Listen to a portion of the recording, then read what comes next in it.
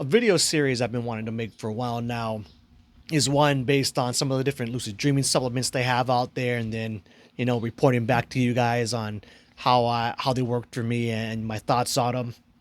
With that said, as some of you probably know, that's the supplement side of, I wasn't going to say the practice, but probably more appropriately, especially when talking about this, I'll say like the industry that I've ever gone, bothered exploring much, right? Pretty early on, I found two that seemed to work good enough for me, and I never bothered to go much past that. Those two being time release B6 and then galantamine when I try getting nuts with it. But with that said, is I wanted to pose this question to my viewers and see if you guys had any, recommendations on products or, different supplements like mugwort maybe, or stuff that you wanted me to try, although I've already tried mugwort. Seemed to work okay. I will kind of classify that in the same realm as B6 and kind of on the weaker side of effects. But anyway, I wanted to pose the question to you guys, see if you had any recommendations on products or brands or stuff you thought I should try out. One more thing I wanted to say is, what actually kind of brought this up in my head was, over the past year, I'll get messages every once in a while from different products or brands or whatever companies saying, oh, be an ambassador for this or that.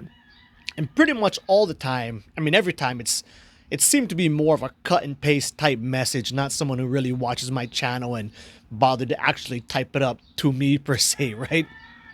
But anyway, so I got one a couple months ago about a supplement, a lucid dreaming supplement.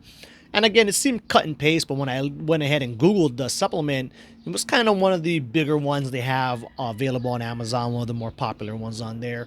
So I thought, shit, maybe I'll give it a try, right? So I messaged them back and I was like, well, I'm not that big into supplements myself, but I've been doing the practice for a long time. And, if you go ahead and give me a sample of your product and I can try it, if I like it, well, then, yeah, sure, I'll consider being an ambassador for you guys.